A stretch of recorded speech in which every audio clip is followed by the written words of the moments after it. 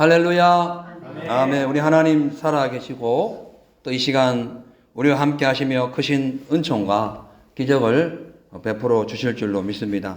아멘. 저는 오늘 본문 말씀을 통해서 하나님의 본심과 미래 소망이라는 제목으로 말씀을 전하겠습니다.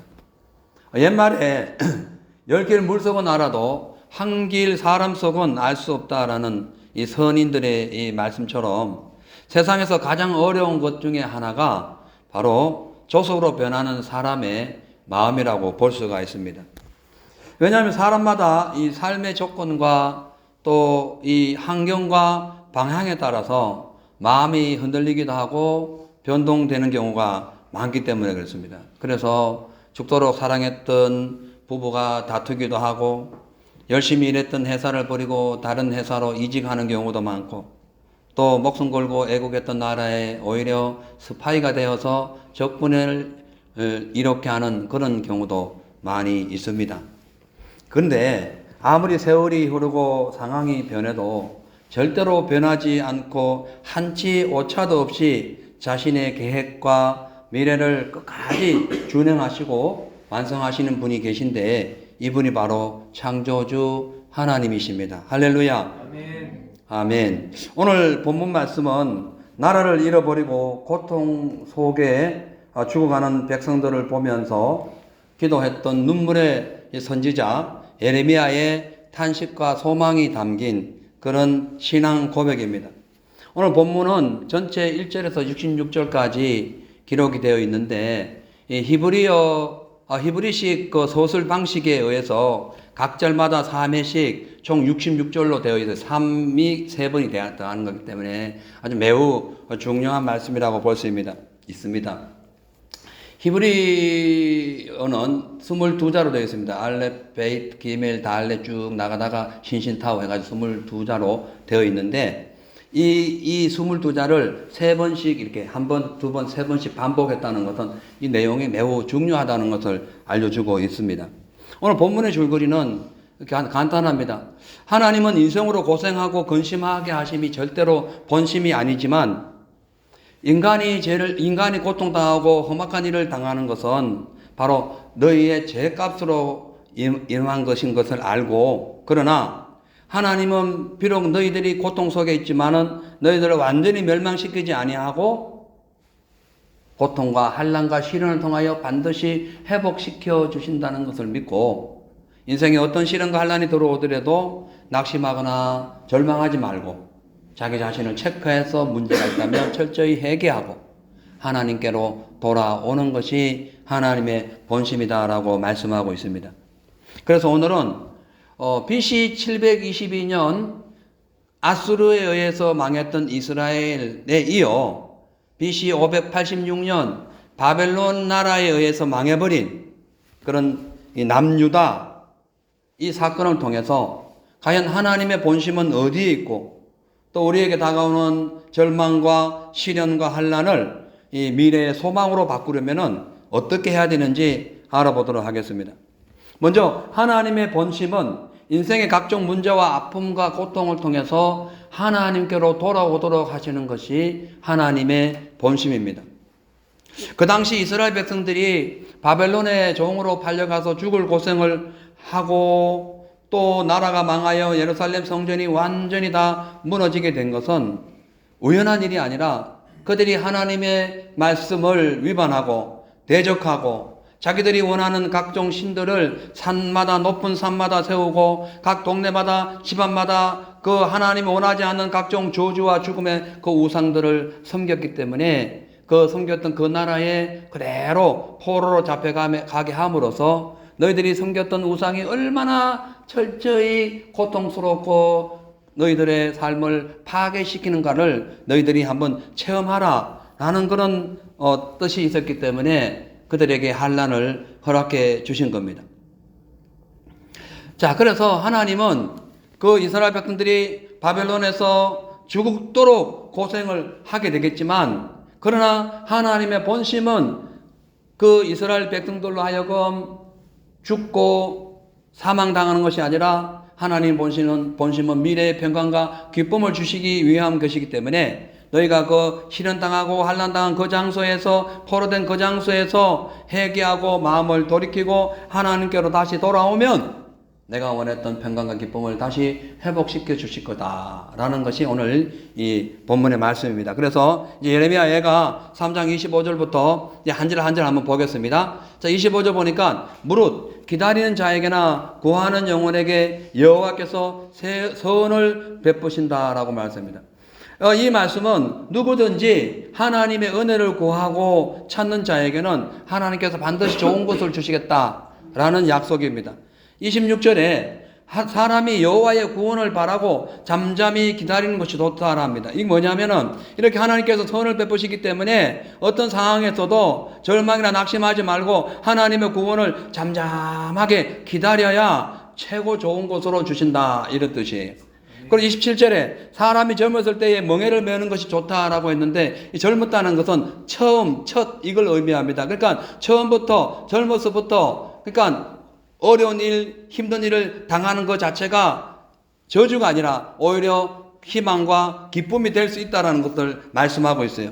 그리고 사람이 젊었을 때에 혼자 앉아서 28절입니다. 혼자 앉아서 잠잠할 것은 주께서 그것을 메우셨다라고 말씀합니다. 이건 잠잠히 혼자 앉아서 어떤 상황과 어떤 문제와 아픔이 다가올 때에 막 입을 떠벌리고 원망하고 불평하지 말고 그냥 잠잠히 앉아가지고 하나님을 소망하면은 주님께서 그 우리의 모난 부분, 환난당한 그 부분을 하나님의 은혜로 채워주시고 위로와 사랑을 베풀어 주신다 이 말씀이에요. 그 다음에 29절에 보면은 입을 티끌에 댈지어다 혹시 소망이 있을 거다라는 이 말씀은 우리가 보통 환난과 시련을 당하면 막 그냥 막 이 사람 저 사람 찾아다니면서 뭐 하소연하기도 하고 가끔씩 하나님 왜 나를 이렇게 했냐고 그렇기도 하고 또 가끔씩은 저 사람 때문에 내 인생이 이렇게 됐다라고 막 원망할 때가 있잖아요. 그렇게 하지 말고 입을 티끌에 대라는 거예요. 입을 티끌 이 땅바닥에 대라는 거예요. 그걸 가만히 있으라.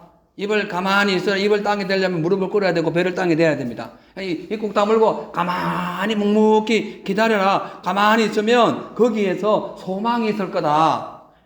그래서 여러분 우리가 일을 당할 때 어려운 일을 당할 때 문제를 만났을 때 막 여기저기 떠벌리지 마시고 그냥 마치 입을 티끌에 땅에 대듯이 가만히 무릎 꿇고 엎드려서 하나님의 그 은혜를 소망하면서 다시 주의 뜻을 가만히 기도하면 거기에 하나님의 소망이 움트게 된다는 거예요. 거꾸로 그냥 뭐 다 네 탓이요 내 탓이요 누구 탓이요 하나님 탓이요 다 남 탓 돌리다 보면은 이게 이제 심각해진다고 말씀합니다. 자, 그 다음에 30절에 때리는 자에게 뺨을 향하여 수욕으로 배부를지어다. 이제 때리는 자가 누구예요? 바벨론. 그리고 뺨을 향하여 수욕을 당하는 것, 바벨론, 포로 당해가지고 갔으니까, 입에 재갈 물리고 갔으니까, 당연히 수욕을 당할 수밖에 없죠. 근데 이것을 창피스럽게 생각하지 말고, 이것을 그냥 기꺼이 받아들이라. 창피와 욕을 당해도 기꺼이 받아들이라. 그러면은 하나님께서 함께 하실 거다. 왜? 네 죄로 지금 이런 일이 벌어지고, 너의 문제로 이런 일이 벌어졌고, 혹은 하나님의 계획 속에 이런 일이 벌어졌기 때문에 절대로 어떤 타인에게 하산을 돌리지 말고 가만히 있어라. 그리고 그런 일을 당할 때에 아멘 감사합니다 하고 가만히 있으라는 거죠. 왜냐? 31절에 이는 주께서 영원토록 너를 버리지 아니할 것이다. 여러분 이 고난은 잠깐입니다. 아멘. 하나님이 영원토록 우리를 버리지 않아요. 아멘. 이것은 현실 속에도 이루어지지만은 천국에 가면 완전히 이루어집니다. 아멘. 영원토록 버리지 않는 영원토록 우리와 함께하는 은혜가 있기 때문에 이 땅에 사는 동안에 조금 어렵다고 뺨 맞았다고 수욕당했다고 창피당했다고 손해봤다고 어려운 일 당했다고 막 떠들어 벌리지 마시고 입을 벌리지 말고 입 꾹 다물고 기다리라라고 말씀하고 있습니다. 자, 그래서 32절에 보면은 저가 비록 근심케 하시나 그 풍부한 자비대로 긍휼히 여기실 것이다. 비록 근심케 하시나 누가 근심케 해요? 하나님이 근심케 하는. 그가 비록 근심케 하시나 이건 하나님께서 우리에게 근심이 다가오는 그런 일들을 계획하시고 허락하신다는 거예요. 그러나 그 풍부한 자비대로 그 근심 후에는 그 풍부한 자비대로 하나님께서 긍휼히 여기실 것이다. 반드시 회복시켜 주실 거다. 이렇게 말씀하고 있습니다. 자, 그래서 33절 오늘 키포인트죠. 주께서 인생으로 고생하며 근심하게 하심이 본심이 아니시로다. 아멘. 자, 여기 보세요. 주께서 인생으로 고생하며, 이게 고생하게 하며이죠. 근심하게 하며, 그러니까 우리 인생이 고생하고 근심하게 하는 것을 하나님이 허락했다는 거죠. 우리 세상을 살다가 왜 내게 이런 일이 있을까? 그것을 어떤 환경이나 조건에 달지 마시고 하나님이 허락했다라고 생각하면요, 우리가요 그냥 뺨을 당하고 수욕을 당해도 참습니다. 입을 티끌이대고 아무 말 안 하고 그냥 무릎 꿇고 기도할 수 있어요. 근데 이거를 모르면은 뭐 자기는 문제가 없고 다 남에게 문제가 있는 걸로 압니다. 여러분, 아까 우리 한송대님이 기도했습니다만 우리에게 주신 자유의지를 방탕하게 쓰면 안 됩니다. 우리에게 주신 자유의지를 하나님과 연관시켜서 나의 삶을 조명해 봐야 되는 거예요. 예. 자, 그러니까 결론적으로 우리가 크고 작은 일로 인해 가지고 시련과 환난과 멍해를 매는 일이 발생할 때에 그것을 원망하고 불평하지 말고 조용히 앉아서 입을 티끌어대고 하나님을 의지하면서 끝까지 인내하면 절망을 희망으로, 저주를 축복으로, 사망을 생명으로 바꿔주신 하나님께서 우리와 함께 해주셔서 반드시 회복의 길을 열어주신다는 거죠. 할렐루야. 아멘. 자, 그래서 우리가 세상을 살다가 여러 가지 환난을 당하거나 어떤 문제를 발견하게 될 때에 그것을 육신의 눈으로 보지 마세요. 세상적인 생각으로 이것을 해결하려고 하지 마시고 마음과 몸을 하나님께 드리고 또 하나님을 의지하면서 내게 지금까지 존재하고 있는 잘못된 과거를 청산해야 됩니다. 하나님께서 우리를 구원시킨 것은 하나님이 담당이고 구원을 이루어가는 건 우리 담당이에요. 왜? 자유의지를 주셨어요. 예. 왜 하나님께서 나를 이렇게 안 해주시냐고 할 게 아니라 내가 해야 되는 거예요. 그건 하나님께서 이렇게 다 해줄 수가 없어요. 그건 내가 해야 되는 거예요. 절제는 내가 해야 되는 거죠. 할렐루야. 아멘. 자, 사랑과 희락과 화평과 자비와 온유와 절제와 충성과 오래 참음 그리고 뭐예요? 절제. 이 9가지 열매는 하나님이 주시는 게 아니에요. 내가 열리는 거예요. 은사는 하나님께 주십니다. 아멘. 그죠? 은사는 하나님이 일방적으로 주시는 거예요. 그래서 성령은 2가지를 주셔요. 하나는 은사를 주시고 하나는 하나님이 받기를 원하는 것이 열매인 거예요. 그래서 은사를 받은 사람은 열매를 맺어야 되는 거예요. 아멘. 은사를 받았는데 열매까지 하나님께 해달라. 아니지. 그건 아니지. 열매는 내가 맺어야 되는 거예요. 내가 하나님 앞에 바로 서야 되는 거예요. 자, 그래서 우리가 이렇게 신앙의 열매를 맺고 또 시련과 환난과 이 어려운 상황이 닥쳤을 때에 하나님께 하선을 돌리고 타인의 세상의 이 문제의 이 원인을 그는 것이 아니라 내 자신에게 모든 것을 두고 하나님을 향하여 미래의 소망을 두기 위해서는 근시안적으로 보지 마시고 큰 그림을 그려야 됩니다. 좀 크게 그려야 돼. 크게 해야 돼. 예. 그 유명한 화가분들이 이렇게 뭘 이렇게 딱 그림을 그릴 때 보면 점이 하나 딱 나오기도 하고 작대기 하나 쭉 서기도 하고 어떤 데는 뭐 수평선이 그어지는데 그때는 잘 몰라요. 이게 뭐 하는 거지? 근데 거기서 막 오목조목 이래가지고 막 그림을 그리기 시작하면 나중에는 그 그림 안에 어마어마한 내용이 들어옵니다. 그쵸? 맨 처음에는 점 하나 혹은 줄 하나 혹은 뭐 이 평행선 이걸로 그림이 돼요. 어떤 데는 저기 꼭지점에 점 하나 딱 찍었는데 이게 뭐지 했는데 거기에 어마어마한 그림들이 나오는 걸 많이 봅니다. 이 근시안적으로 보면은 그 점 하나, 막대기 하나밖에 안 보이지만은 이 화가는 뭘 봐요? 이미 다 본 거예요. 내가 이 하폭에 담는 모든 것을 다 본 거예요. 우리가 근시안적으로 살면은 왜 내게 이런 일이, 어찌 이런 일이 이러지만은 하나님의 전체적인 그 그림을 딱 보게 되면 이 일을 통해서 내가 앞으로 어떻게 전개돼야 되고 어떻게 하나님 나를 이렇게 훈련시켜서 어떤 하나님의 그 형상으로 만들어 가실 것인가를 이렇게 딱 눈으로 보게 됩니다. 여러분, 장기나 이 바둑을 두게 되면요, 이 고수와 초수가 있는데 저수를 하나요? 고수는 전체를 봅니다. 근데 이 초보자는 앞에 것만 봐요. 그래가지고 매일 뭐 몇 개 따먹고 뭐 좋아가지고 막 박수를 치는데 나중에 다 지는 거야. 왜냐하면은 고수는 전체를 봐요. 몇 개 막 잃어버려. 막 줘, 그냥 줘. 장기를 둬도 마찬가지죠. 예. 매 쫄 먹고 뭐 좋다고 막 박수 치는데 그게 안 해요. 큰 고수들은 전체를 딱 보고 저 왕을 잡을 걸 딱 봅니다. 제가 장기를 안 둔 지 하루 한 20년 된 거, 한 10년, 20년 된 것 같은데 딱 그걸 봐요. 딱 보고 뭐 쫄병 잃어버리고 뭐 다 잃어버렸다 하면 내버려둡니다. 그럼 어떻게 하다 딱 자충수를 딱 두는 거예요. 그러면 끝나는 거예요. 끝나는 거예요. 예, 전체 그림을 봐야 된다. 전체 그림을 안 보고 앞에 근시안적으로 바로 앞에만 보면은 인생이 힘들어집니다. 마찬가지로 우리의 시련과 문제가 현실 속에 다가올 때에 앞에 있는 상황을 보면은 누구나 원망합니다. 절망합니다. 낙심합니다. 큰일 났다. 이래 죽겠다. 끝났네. 하나님은 하나님의 본심 아니야. 이걸 통해서 너에게 평강과 기쁨을 주려 하심이야. 근데 우리는 끝났네. 완전히 다릅니다. 완전히 달라요. 예. 그렇기 때문에 이런 상황이, 이런 현실이, 이런 어떤 믿음이 우리 가운데 있다면 이건 잘못된 거예요. 지금부터 영적인 상태를 점검해야 돼요. 내가 지금 어떤 상태인가 점검해서 하나님과의 관계를 먼저 살펴봐야 돼요. 그래야 현실을 이길 수 있는 능력이 생기는 겁니다. 예레미야가 3장 38절에 보면은 화복이 지극히 높으신 자의 입으로 나오지 않느냐. 화복이 하나님 말씀에서 나온다는 거예요.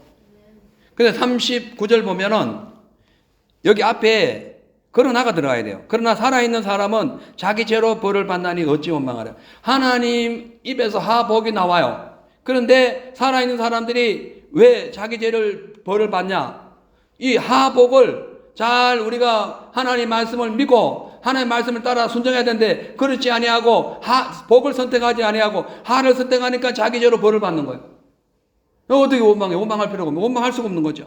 자, 그래서 40절 보면은 우리가 스스로 행위를 조사하고 여호와께로 돌아가자. 우리 자신을 조사하고 우리 현실을 조사하고 살펴보고 점검하고 이 뜻이잖아요. 점검하고 어디로 가요? 여호와께로 돌아가.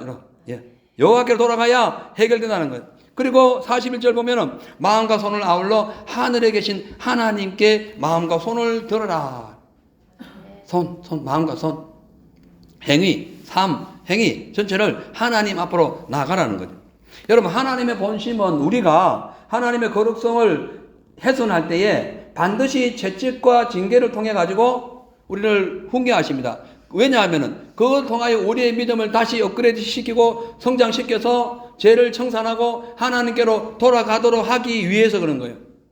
자, 그래서 생사화복을 주관하시는 하나님의 말씀을 들으면 재앙이 축복이 되는 거예요. 근데 안 들으면 축복이 재앙이 되는 거예요. 이스라엘 백성들이 얼마나 하나님의 복을 많이 받았습니까? 엄청난 복을 받았어요. 근데 그거를 복으로 생각하지 아니하고 하나님 외에 다른 것을 숭배한 거예요. 온 산천천지에 그냥 우상을 숭배하고 각 동네마다 막 성읍마다 그냥 이방인들의 그 우상으로 꽉 성전까지. 예? 이게 말이 안 되는 거죠. 에스겔서에 보면은 성전에 에스겔의 머리 함정을 들고 성전을 구경시켜 성전에 보니까 온갖 형상들, 우상들, 뭐 이런 짐승, 곤충들이 막 그냥 우상에 절해하고 이 여성 신을 막 섬기고 딱 천주교 같아요. 지금 천주교 같아요. 그래서 내가 그들을 버렸다라는 것이 성경 에스겔서의 말씀이에요. 심각하죠. 자, 그래서 우리가 이 생사화복을 주관하신 하나님의 말씀을 거역하면 재앙이 발생하기 때문에 죄값으로 인하여 발생하는 모든 고난은 하나님을 원망할 필요가 없는 거예요. 여러분, 사람은 자기의 마음을 컨트롤할 수 없어요. 그래서 세상 환경과 현실 속에서 그냥 막 거꾸러지고 자주 흔들립니다. 그러나 하나님은 계획하시고 추진하신 일이 정확하게 한치의 오차도 없이 계속 진행되기 때문에 누구를 믿어야 되나요? 누구를 의지해야 되는가? 하나님을 의지해야 돼요. 왜 내 마음을 믿어요? 왜 내 마음 따라갑니까? 자, 그래서 선지자, 이 예레미야 선지자는 지금 인생의 아픔이 다가올 때에 스스로 자신의 행위를 조사하고 검사하고 검토해서 마음과 손을 하나님께 돌리고 주님께로 턴하라는 돌아가라는. 여기서 마음과 손을 들고라는 이 표현은 이 파도가 쳐서 흔들리는 배를 항구에 정박할 때에 그 닷에 고정하는 밧줄 있죠. 그 이름 뭐라 합니까? 그 밧줄을 의미합니다. 마음을 고정하라. 이 두 손을 들고 마음을 고정하라 이 뜻은 그 막 흔들리는 그 배를 그 항구에 어디에요? 거기다 이렇게 밧줄을 딱 닻을 내리듯이 밧줄을 딱 매 있는 것을 마음을 고정하고 마음을 들고 손을 들고 하나님께 가라 이 뜻이에요. 그러니까 태풍이 몰아지는 그 가운데 항구에 정박해가지고 밧줄을 묶고 있는 배는 문제가 없어요. 그런데 묶지 않은 배는 태풍에 그냥 아침에 일어나면 다 파손되기도 하고 막 부서지기도 하고 가라앉기도 하고 뭐 멀리 떠내려가기도 하고 못 찾습니다. 세상 환경이 태풍으로 인하여 흔들리는 우리 인간의 마음은 갈팡질팡해요. 그래서 이것도 고정시키려면은 내 손을 주님께 돌고 하나님의 은혜를 간 거예요. 손을 든다는 것은 항복을 의미합니다. 항복. 온갖 걸 다 갖고 있어도 다 내 걸 내려놓고 하나님께로 내 마음을 돌리는 거예요. 예. 우리가 세상을 살다가 내 조건대로 안 되면은 짜증 많이 냅니다. 막 별 생각도 합니다. 근데 그런 거 다 그럴 필요 없고 그냥 손 들고 하나님 앞에 다시 내 마음을 맞추는 거예요. 왜 이런 상황이 왔는가? 왜 이런 현실이 내게 주어졌는가? 하나님 앞에 손을 들고 나가는 거예요. 그럼 하나님의 본심은 평강과 기쁨인 거예요. 저주와 재앙이 아니라는 거죠. 여러분 중요한 것은 우리 인간의 마음은 조속으로 흔들리지만 하나님의 마음은 언제나 동일하게 우리를 사랑하고 지켜주시기 때문에 잘못된 삶이 발생했을 때에 그것을 회개하고 돌아오면 다시 회복되는 거예요. 잠언 4장 23절 24절을 보면은 무릇 지킴 하는 것보다 더욱 내 마음을 지켜라. 왜? 생명의 근원이 이에서 나기 때문에. 지켜. 왜 못 지키냐는 거예요. 마음을 못 지키면 뭐. 그 다음 24절 보면은 계율을 내 입에서 버리며 사곡을 내 입술에서 멀리하라. 계율은 이 성격이 비뚤어지는 거예요. 사람이 성격이 비뚤어지면 안 되거든요. 성격이 고다야지 매 비뚤어지니까 나무도 비뚤어진 나무로 뭘 만들겠습니까? 고다야 뭘 집을 만들든가 하지. 그리고 이 크라프트 이거 뭐예요? 사고 크라프트 이거는 뭐냐면은 이 부정한 것, 사리사욕 뭐 이런 걸 의미합니다. 그러니까 그런 걸 취하라. 그런 걸 입술에서 멀리하라. 그러니까 우리가 입에서 그러니까 막 비뚤어진 성격 비뚤어지는 말이 막 나오고 입에서 막 크라프트되는 그러니까 부정적인 막 이런 입술, 그 사리사욕을 채우는 뭐 자기 것을 위한 입술 이런 것을 멀리하라. 그리고 무르지금하는 것보다 내 마음을 지켜라. 그래야 거기서 생명의 근원이 그게 생명의 근원이 하나님이죠. 하나님이 거기에서 은혜를 주신다는 거예요. 우리가 살아오면서 지나간 과거, 현재, 앞으로 다가올 일들의 모든 삶의 생각, 입술, 말 이것을 한 박스에 담는다면 아마 이 우주를 가득 채울 거예요. 엄청나게 많을 겁니다. 그 무게와 부피가 상당할 거예요. 근데 여러분 우리의 생각, 우리의 마음, 우리의 입술 이것은요 잘 사용하면 나도 살고 남을 살리지만 잘못 사용하면 나도 죽고 남도 죽습니다. 그러니까 마음을 잘 지켜야 돼요. 마음이 입에서 나오기 때문에 그래요. 부도 냉동 창고에서 일하던 어떤 그 어부가 그만 실수로 냉동고 안에 들어가서 문을 닫아버렸어요. 이거 뭐 아무리 안에서 열려고 해도 안 열리면 닫아졌으니까 밖에서 닫히는 문이니까. 그래가지고 안에서 문을 아무리 열도 안 되니까 나중에 막 몸도 떨리고 몸에 더 차가워지고 막 이거 죽을 지경입니다. 그래서 큰일 났다. 내가 유서를 써야겠다. 벽에다 유서를 써야겠다. 그래가지고 막 어떻게 해가지고 거기 어떤 그 쓸 수 있는 그 도구가 있어가지고는 이렇게 씁니다. 내 몸이 점점 차가워지고 있다. 내 몸이 계속 얼어가고 있는 것 같아. 이제 정신을 차릴 수가 없구나. 내가 이렇게 죽어가는구나. 그렇고 이 사람이 죽은 지 10시간 만에 발견이 됩니다. 얼어 죽은 상태로 바짝 얼어가 죽은 거예요. 막 몸을 이렇게 쪼그리면. 근데 그 냉장고는 고장난 냉장고예요. 고장난 냉장고. 나중에 그 조사위원들이 들어가가지고 그 안에 고장난 그 자체 안에 온도를 보니까 약 한 12도 정도 되는 12도면 견딜 수 있잖아요.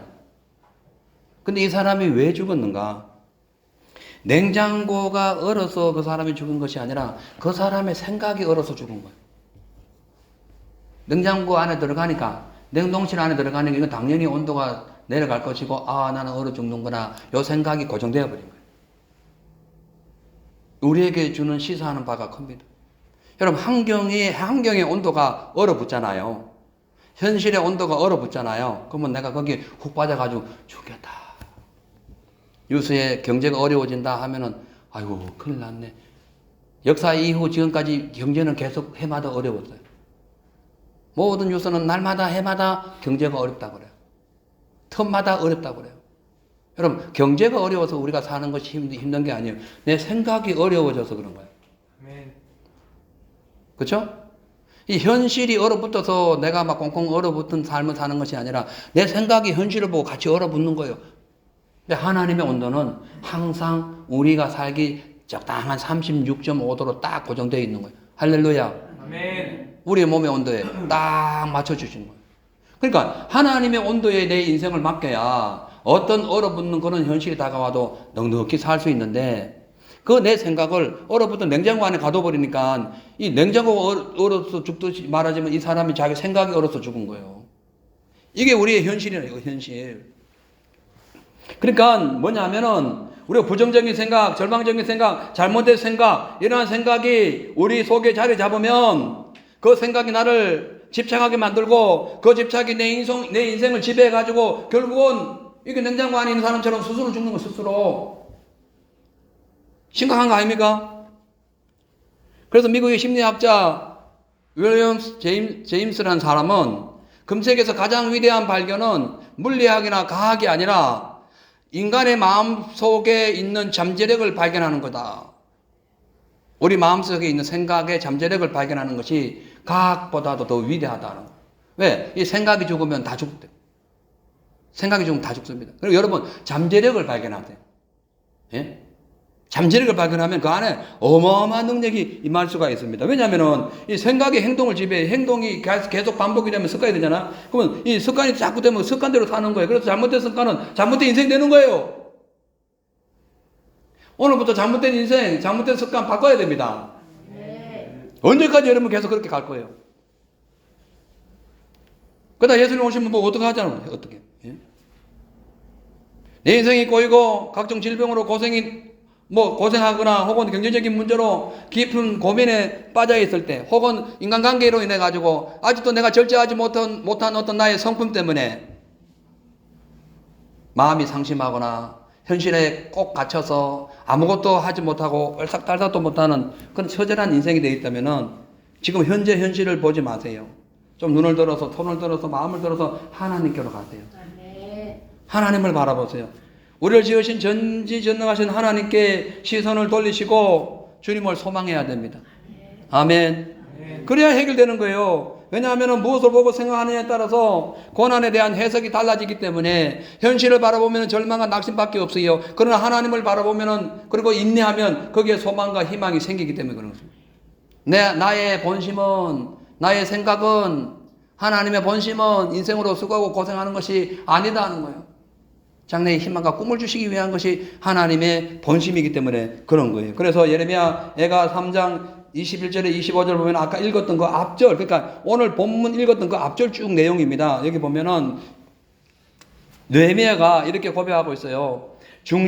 내 마음의 중심에 해상한 즉 오히려 소망이 있는 것은 지금 나라가 박살났거든요. 나라가 바벨론에 1차, 2차 완전히 포로로 잡혀가고 3차에는 예루살렘 성전이 무너지고 완전히 온 백성이 다 그냥 이 밧줄에 묶여가지고 힘 있는 사람들은 다 바벨론으로 잡혀가고 힘 없는 사람들만 그 고토에 남아가지고 그냥 농사 짓는 이런 완전 나라가 망한 겁니다. 망했어요. 망했어요. 무슨 희망이 있겠어요? 그래서 이 망한 그 현실을 보고 예레미야 첫 장에 보면 우는 내용부터 나와요. 예레미야가 기가 막혀서 우는 거예요. 근데 쭉 내용이 나가다가 3장에 딱 오면서 이제 중반절에 오면서 이렇게 고백하는 겁니다. 내가 마음의 중심에 해상해 보니까 오히려 소망이 있다.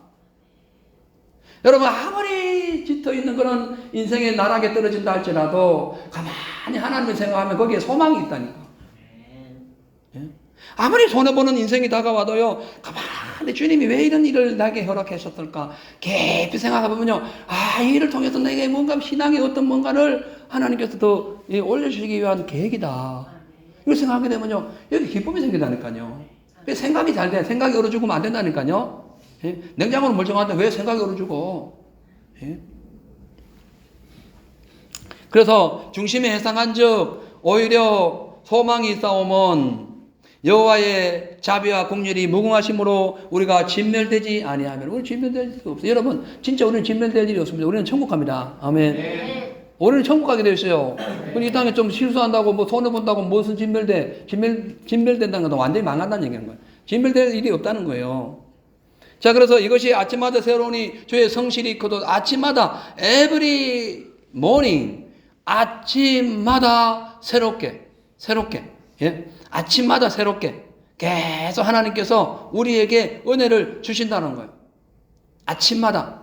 여러분 매일 아침마다 어떻게 인간의 힘으로 그렇게 좋은 일을 매일 아침마다 만들 수 있어요. 근데 하나님은 매일 아침마다 만나를 주시듯이 메추라기를 주시듯이 매일 아침마다 우리를 향하신 성실함이 새롭다는 거예요. 우리를 향하신 계획이 날마다 그냥 새롭게 진행되는 거예요. 하나님의 은혜의 기차를 타야 돼. 아멘. 그냥 내 생각에 그냥 매몰되어 있으면요.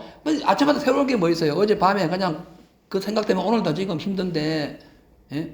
작년에 이루지 못한 것 때문에 지금도 힘든데, 뭘 새롭고, 뭐가 성실하고, 뭐가 크고요, 뭐 좋은 게 있어요. 근데 하나님의 생각은 그래, 하나님의 생각. 하나님의 은혜는 아침마다, 왜 우리를 진멸하지 않아야 하시기 때문에. 그래서 24절 보면은, 내 심령이 이르기를, 여호와는 나의 기업이니, 누가 우리의 기업이에요? 하나님이 우리의 기업이에요. 여러분, 기업이 뭐예요? 에어터치예요? 그 위에 하나님. 아멘. 여러분, 기업이 가정이에요? 그 위에 하나님이 우리의 기업이 돼야 돼요. 아멘. 그러므로 내가 저를 바라리라 하도다. 어떻게 해요? 내 기업이시고 성실하시고 우리를 진멸하지 아니하시고 내게 소망이 있기 때문에 내가 누구를 바라요? 하나님을 바라본다. 시선을 고정하세요. 주님께로. 자꾸 베드로처럼 옆으로 봤다가 그냥 물에 빠지는 거 아닙니까? 그래서 25절에 무릇 기다리는 자에게나 구하는 영혼에게 여호와께서 선을 베푸시는도다. 여러분, 우리는 마음속에 무엇을 담는가에 따라서 인생이 결정되기 때문에 무엇을 깊이 생각한다는 것은 그 대상에 대해서 깊은 관심을 갖고 있거나 혹은 그 대상이 내게 매우 중요한 역할을 하고 있다라고 생각하기 때문에 거기에 깊은 관심을 가져요. 그래서 세상에 고정되어 있으면은 그 세상이 나를 뭐 살려주고 그 세상이 나에게 중요한 역할을 할 줄 알고 그걸 쳐다보는 거예요. 그렇게 하지 말라는 거지. 세상은 아침마다 새롭지 않기 때문에. 세상은 아침마다 좋은 것만 다가오지 않기 때문에. 그렇지 않습니까? 그런데 현실과 상관없이 우리의 시선이 하나님께 쫙 고정되어 있으면요, 우리의 소망하는 일들이 밝아집니다. 미래가 열리는 거예요. 닫혀 있는 이 게이트가 열리듯이 미래가 열린다니까요. 왜냐하면 하나님의 본심과 계획은 우리로 수고하고 고생하는 것이 아니라 우리에게 평강과 생명을 주시기 위한 거기 때문에. 여러분, 하나님의 본심을 깨달으세요. 하나님의 본심은 우리에게 평강과 기쁨을 주는 거예요. 문제는 수고하고 애쓰게 하는 이유는 그것을 통하여 우리를 사람 만들어 가기 위한 것인 거예요. 야곱을 보십시오. 그는 장자권이 탐나가지고 뭐 형도 속이고 아버지도 속이고 야밤 도주해가지고 뭔가 좀 잘 될 줄 알았는데 20년 동안 고생했어요. 고생하면서 깨달은 것이 내가 잘못했구나. 내가 잘못 살았구나. 뭔가 지금 방향이 틀렸구나. 이렇게 살면 안 되지. 그래서 입을 티끌이듯이 야곱은 20년 동안 한 번도 원망하지 않았습니다. 안 했어요. 나중에 라반이 야곱의 그 장막에 와가지고 드라빔을 찾을 때에 그가 고백한 말이 그때의 마지막 최후 진술이에요. 그전에 말을 안 했다니까. 왜? 연단과 훈련을 통해서 하나님께 나를 이렇게 다듬어 가시는구나. 그래, 내가 형을 속였으니까 과거의 내 잘못을 기억하고 내가 이 노예 생활 잘 감당해야 되겠다. 그리고 하나님의 도움을 기다리고 잠잠히 인내했더니 결국 그가 원했던 신령한 하늘의 복과 이 땅 기름진 축복을 받게 된 거예요. 아멘. 예? 대단한 거 아닙니까? 자, 그래서 미래의 불투명한 상황으로 인해 가지고 우리의 삶이 두려워지거나 근심하게 될 때에 우리는 그걸 보지 말고 하나님이 나를 영원히 평생 동안 책임지신다는 것을 분명히 알고 그 원리를 깨달으면은 근심이 사라집니다. 그래서 또 근심이 오고 환난의 시련이 다가올 때에 하나님이 나와 함께 하신다는 것을 믿는다면은 하나님의 본심은 이게 아니야. 내가 죽도록 고생하고 막 피 흘리는 아픔을 당하는 것이 하나님의 본심이 아니야. 이것을 통하여 하나님의 형상을 담게 하기 위한 거야. 이걸 깨달으면요, 지금의 현실과 아픔이 감사해지는 거예요. 이걸 못 기다리니까 그 인상이 막 죽을 드는 새카매가지고 새카매. 주님은 밝은데 모세가 주님을 만나고 왔더니 모세는 뭐 잘 모르는데 그냥 얼굴에 빛이 막 얼마나 비쳤는지 수건을 덮어야 돼. 안 그러면 다른 사람에게 빛이 막 눈별들어 빛이 너무 강해가지고. 여러분 지금은 인상 잘 쓰세요. 예? 누굴 만나도 웃어. 웃어. 집안에 무슨 일이 있어도 웃어야 돼. 집안에 문제 갖고 교회 오지 마세요. 집안에 문제 갖고 상대방에게 대하지 마세요. 집안의 문제는 집안이야. 나는 지금 하나님 앞에 선 존재예요. 아멘. 하나님 앞에 있는 사람이 무슨 지금은 그런 무슨 그건 검정이 안 합니까? 검정. 성경의 기억은 검정이에요. 색깔로 검정이에요. 칼라가 이 블랙이 지옥이네, 지옥. 캄캄한 어두운 데 가가지고 이를 가르라. 컴컴함이 지옥이라니까. 왜 지옥 같은 삶을 살아요? 하나님의 생명이, 하나님의 본심은 우리를 수고하고 근심하게 하심이 아닌데 왜 시큼해요? 그렇게 하지 마요. 아멘이 없네. 아멘. 아멘 하셔야 돼. 아멘. 예. 좀 검정색이 오더라도 빨리 하얀색으로 칠해버려. 그래가지고 색깔을 확 바꿔야 돼. 아멘. 확 바꿔야 돼. 예.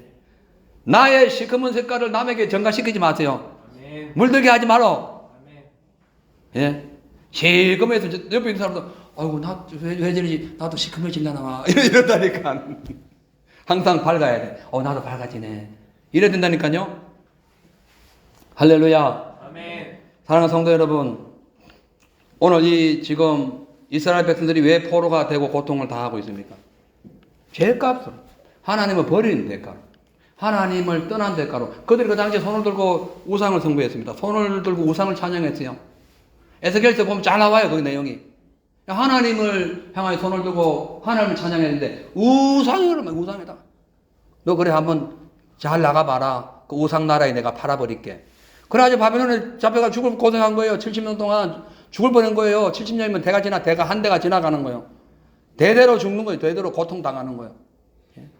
그러나 하나님은 은혜가 있기 때문에 희망을 주시고 다시 이렇게 세워주시고 건져주신다라고 말씀하고 있는 거죠. 그래서 예레미야 이제 두 번째는 하나님의 본심은 재앙과 저주가 아니라 절망과 그늘에 앉아서 좌절하는 인생의 고통을 해결해 주시고 그들을 생명의 길로 인도해 주시기 때문에 우리가 지금까지 잃어버린 하나님의 형상을 계속 간직하고 있다면은 다시 회복하시기를 바랍니다. 아멘. 자, 예레미야서 29장 10절에서 14절 보면 나 여호와가 이같이 말하노라 바벨론에서 70년이 차면 내가 너희를 권고하고 나의 선한 말을 너희에게 실행하여 너희를 이곳으로 돌아오게 하리라. 나 여호와가 말하노라 너희를 향한 나의 생각은 내가 하나니 재앙이 아니라고 평안이요 너희 장래에 소망을 주려 하는 생각이라. 너희는 내게 부르짖음에 와서 내게 기도하면 내가 너희를 들을 것이요 너희가 전심으로 나를 찾고 찾으면 나를 만나리라. 나 여호와가 말하노라 내가 너희에게 만나지겠고 너희를 포로된 중에 다시 돌아오게 하되 내가 쫓아 보내었던 열방과 모든 곳에서 서로 곳에서 모아 사로잡혀 떠나게 하던 본 곳으로 돌아오게 하리라. 여호와의 말이라 하셨느니라. 아멘. 이 예레미야 애가와 예레미야는 사실 연결됩니다.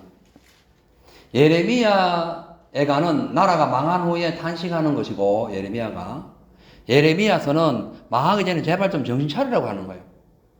그리고 마지막 그 예레미야서 52장에 보면 나라 망한 상황이 확 펼쳐지면서 끝나요. 끝나서 예레미야 애가 1장이 같이 연결 사실 된다고 볼 수가 있어요.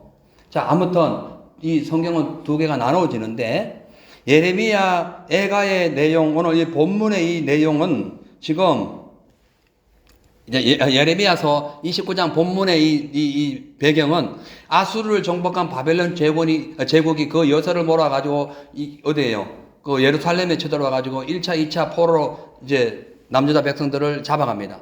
그리고 계속해서 항복하라는데 항복 안 하고 누구예요? 그 시드기야 왕이 예레미야의 그 항복하라는 말을 안 듣고는 애굽에다가 계속 사신을 파견해가지고 도움을 요청합니다. 애굽에서 나왔는데 애굽에서 도움을 요청하네. 이게 말이 됩니까? 왜 이들이 이랬을까? 왜 시드기야가 이랬을까? 하나님이 너희의 죄를 회개하라 했는데 회개하고 너희가 죄를 지었기 때문에 바벨론에 가가지고 충분히 매를 맞고 다시 깨닫고 경성하여 돌아와야 되는데 시드기야 왕과 그의 방백들과 백성들은 우리가 뭐 죄졌냐고 해서 애굽으로 가고 있기 때문에 그런 거예요. 우리가 부모가 아이가 잘못할 때는 너 이리 와, 너 잘못했지, 매대 해가지고 한 대, 두 대 때릴 때에 그 아이의 종아리가 피가 나면 엄마 마음이 아프죠. 근데 아이가 뺀질뺀질은 내가 뭐 잘못했는데 이러면요, 그거는 이제 가만히 안 놔두지. 그래가지고 바벨론 이 사건이 벌어지는 거예요. 그래서 매를 덜 맞으려면 바로 엄마 하고 잘못해서 하고 엄마 막 몸에 파닥파닥 돼. 살려주세요 이러면요. 이 매를 어떻게 될 데가 없어. 잘못하면 자기가 맞기 때문에 매를 못해. 맞잖아요. 근데 하나 잘났다고 컨소리 치고 엄마는 뭐 잘했는데 뭐 이러면 뭐 어째 이래 되는 거예요. 이게 지금 이 현상. 지금 이 현상이 이 본문의 배경입니다. 배경. 그 상황이 지금 짙어지고 있는 상황에서 3차 공격을 앞두고 이미 바벨론의 포로로 잡혀가지고 종살이하고 있는 이스라엘 백성들에게 보내는 편지가 예레미야서예요. 예, 이게 그 편지라니까. 그래서 그 당시에 이미 다니엘이 거기 가 있었고 에스겔도 2차 포로로 잡혀가 있는, 그러니까 다니엘은 왕궁에서 복음을 전해가지고 왕을 완전히 사로잡아 버렸고 에스겔은 천민들, 양민들에게 가지고 그 백성들을 아우르는 그런 사역을 둘이서 이미 포로로 잡혀 하고 있을 때에 그 포로 바벨론의 포로 잡혀가 있던 많은 그 중에 선지자, 소위 선지자, 거짓 선지자들이 걱정하지 마라. 하나님은 무조건 우리를 해방시켜 주시고 무조건 가게 할 거다. 그러면서 편지를 왕궁과 주고받으면서 계속 어떻게든 애굽하고 잘 이렇게 소교를 맺어가지고 애굽의 힘을 빌려서 바벨론을 쳐부수라고 계속 종료하고 있을 때 이 편지 보내는 거예요. 그러니까 잘못했으니까 하나님 매를 빨리 맞아야 되는데 그러기 싫다는 거예요. 우리가 뭐 잘못했다는 거죠. 예? 아니 좀 농사 짓는데 좀 바알신 좀 섬겨가지고 비종 오게 한 게 뭐 잘못이냐는 거예요. 예? 아니 내가 좀 내 마음대로 좀 살아본다고 뭐가 잘못이냐는 거지. 야, 네 마음대로 살아. 그런데 네 마음의 죄성은 네가 스스로 해결할 수 없다. 이것이 하나님 말씀인 거예요. 이해 가시죠? 이것이 오늘 본문의 배경이라니까요. 자, 그래서 지금 바벨론에 잡혀서 절망적인 상황에 있는 유대의 백성들에게 이 편지를 보냈는데 이 편지를 받고는 막 분노하는 사람들이 주로 종교 지도자들, 우상 숭배자들, 그리고 회개하는 사람들은 그 중에 남아있던 그냥 그 나름대로의 그대로 믿음을 유지하고 있던 사람들이에요. 그 이 편지를 보내고 있어요. 그래 그 편지를 보면은 지금 그 당시에 유대 백성들이 어떻게 됐어요? 지금 포로를 잡혀가지고 아무런 희망과 꿈도 없고 절망과 근심과 두려움이 가득한 상황에 빠져 있을 때에 지금 뭐라고 하냐면 너희를 향한 하나님의 생각은 그게 아니야. 장래 희망을 주려고 하는 거야. 그러니까 너희가 내게 와서 기도하면 내가 너희를 들어주실 것이고 70년 후에 내가 너희를 해방시켜 줄게. 그러나 70년은 기다려야 돼. 왜냐하면 너희들이 너무 많은 죄를 졌어. 70년 기다려야 돼. 그게 하나님의 오늘 본문의 말씀이에요. 자, 근데 그 당시에 포로 생활하는 게 쉽지 않았어요. 근데 포로 생활을 했을 때 이스라엘 백성들의 그 마인드를 한번 봅시다. 그 당시에 모든 제국의 싸움은 신들의 싸움입니다. 신들의 싸움. 지금도 웬만한 나라들은 신들의 싸움이에요. 예? 자, 근데 자 보세요. 그동안 이스라엘 백성들의 그 흥왕성쇠를 주장했던 하나님, 그 하나님 은혜 가운데 살아갔던 이스라엘 백성들이 지금 어떻게 됐어요? 바벨론의 신에게 무너져가지고 포로가 돼요. 근데 예루살렘 성전이 지금 막 해파가 될 무렵이에요. 될 무렵이에요. 그래가지고 막 온 천지를 막 바벨론이 확 쏴가지고 좀 있으면 이제 그야말로 다 무너지죠. 1차, 2차의 포로로 잡혀갈 동안 하나님이 뭐 했노? 우리가 이렇게 한 번, 두 번 걸쳐서 이 고생하는데 하나님 내게 해줄 게 뭐 있노? 이스라엘 백성 지금 읽고 있는 거예요. 하나님 뭐 잘했는데? 그래도 우리가 아무리 잘못해도 하나님 우리를 돌보아줘야지. 이스라엘 백성도 읽고 있는 거예요. 회개를 외치고 기도하고 하나님께 돌아오라고 하는데 끝까지 자기들 잘했다는 거예요. 이게 지금 그 당시에 현실이었습니다. 그러니까 포로 중에 있는 것 자체가 너무 힘들고 너무 장물스럽고 하나님이라는 신이 너무 하찮게 보이니까 이들이 분노하고 있는 거예요. 그러니까 70년 후에 돌아온다니까 안 믿어버리는 거예요. 이 거대한 민족, 이 대단한 민족, 이 바벨론을 하나님도 지금 어쩔 수 없는데 뭐 70년 만에 돌아온다고? 말 같은 소리 하지 마. 여러분 우리가요 믿음 없이 너무 현실에 빠져 있으면요 하나님의 능력의 말씀이 우습게 들려버려요. 아이고 에이 그래 우리 기도하다가 응답받고 뭐 이렇게 하면 아이 설마 에이 이런다니까. 설마가 사람 잡아. 하나님이 역사하시면은 설마가 끝난다니까. 예. 그래서 여러분 다른 거는 설마 해도요 하나님 앞에서는 설마 하지 마세요. 아멘 해야 돼. 아멘. 설마가 어디 있어? 설마가 아멘이지. 그렇죠? 참고로 그 당시에 바벨론 포로 유수 기간인 그 70년이란 세월은요 약 4가지 견해가 있습니다. 첫째는 느부갓네살 왕이 통치하던 시작했던 BC 605년부터 그 바벨론이 페르시아에게 점령당한 539년까지 기간을 70년이라는데 이거는 기간이 정확하게 맞지가 않아요. 약 한 5년, 4년의 차이가 있습니다. 두 번째로는 유다 백성이 느부갓네살에 해가지고 1차 포로로 잡혀갔을 때 그 무렵인 605년부터 페르시아의 고레스 왕의 칙령으로 인해 가지고 이스라엘 백성들이 포로로 귀환하던 시기 537년이에요. 이것도 약 2년의 갭이 생깁니다. 정확한 70년이 아니에요. 정확한 70년. 그 다음에 세 번째, 예루살렘 함락 때인 BC 586년부터 1차 포로 교환이 이루어진 537년까지의 기간. 예. 이거 하루 차이 나요. 하루 차이 나요. 마지막으로 예루살렘 성전이 함락이 그러니까 파괴가 되던 586년부터 다시 예루살렘 성전이 재건되었던 516년까지가 정확히 70년이에요. 우리가 어디에 기준을 두고 있는지는 정확히 알 수 없지만, 첫째 같은 경우는 바벨론이 페르시아에게 정복당한 시기고, 두 번과 세 번째 경우는 그 유다가 바벨론에게 종속되었던 그 역사적인 그 기간을 의미해요. 그리고 성전을 중심으로 한 구속사전 사건이 네 번째에 해당해요. 이게 무슨 얘기냐? 예루살렘 성전이 함락이 되고 다시 성전이 회복되던 그 기간이 정확히 70년이에요. 정확히. 왜? 성전적인 삶에서 그들이 떠났기 때문에, 그때부터 핍박을 당한, 그때부터 포로가 되어서 다시 성전을 회복해 완전히 새로 수르바벨 성전이 세워졌을 때, 여태까지 70년. 여러분, 이 70이라는 것은 하나님 완전 숫자입니다. 하나님은요, 우리의 신앙이 망가지고 흐트러지고 깨지고 부서지고 흔들리면요, 그것이 완전히 회복될 때까지 우리를 훈련시킵니다. 그 70년이야. 할렐루야. 이걸 숫자적인 개념으로 제가 설명드리는 거예요. 예. 그러니까 70년이라는 숫자, 하나님이 생각하시기에, 하나님이 보시기에 그래 됐다라고 할 때까지 우리는 인내해야 돼요. 참아야 돼요. 그때까지 뭐 할 것인가? 기도해야 됩니다. 기도해야 돼요. 여기 보면 1절에 나 여호와가 말하노라 너희를 향한 나의 생각은 내가 하나니 재앙이 아니라 평안이요 너희 장래에 소망을 주려 함이니, 소망은 너희가 바라고 대망하던 그 미래가 희망으로 가득 찬 그 시대, 이걸 의미합니다. 여러분, 이스라엘의 그 역사에 두 가지 특별한 기둥이 있다면 출애굽과 바벨론 포로입니다. 그러니까 출애굽은 종살이 하던 이스라엘 백성들 하나님께서 구원해가지고 이스라엘 땅으로 옮겨주신 것이고, 바벨론 포로는 이미 자유를 얻는 그 이스라엘 백성들을 다시 포로로 잡혀가게 하는 거. 이게 완전히 반대되는 두 축이 있다니까요. 하나님께서 우리를 출애굽시켜가지고 하나님 자녀로 세웠어요. 축복입니다. 아멘. 그래서 성령 안에서 자유를 주셨어요. 그럼 무엇이든지 주님과 함께 동행할 수 있어요.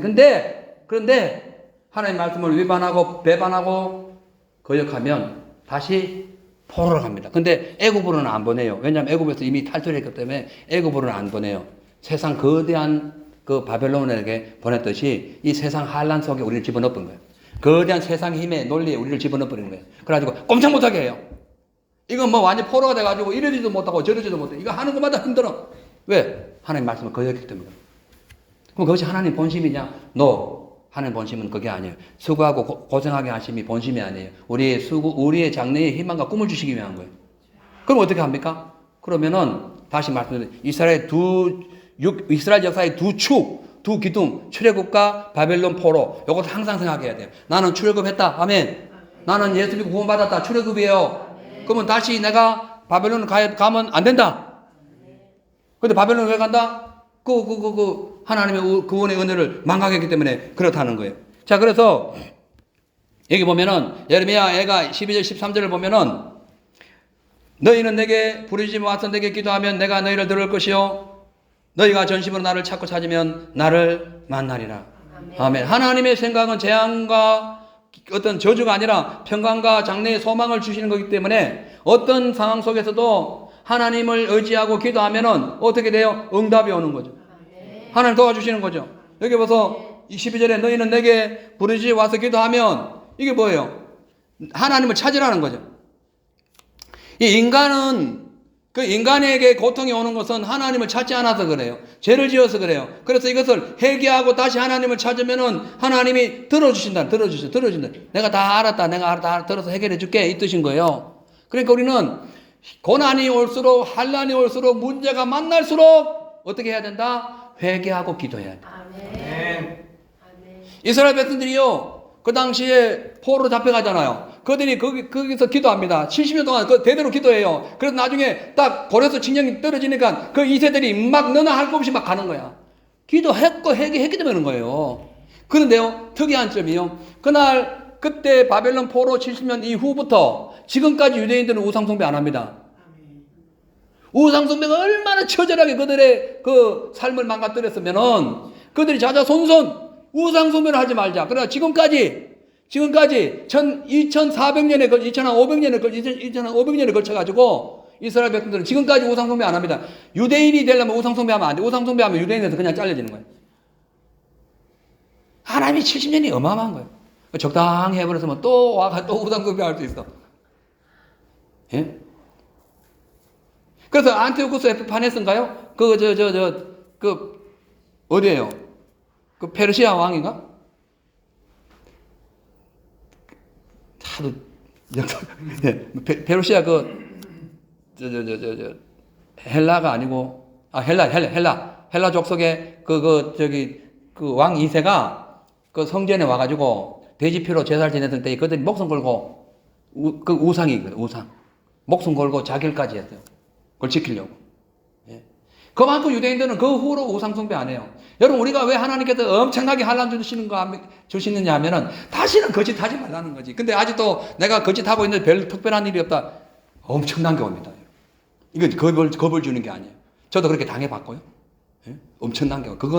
이거는 하나님 외에 의사도 해결하지 못하고 세상 법으로도 안 돼. 이거는 그냥 이제 기다려야 돼. 때를.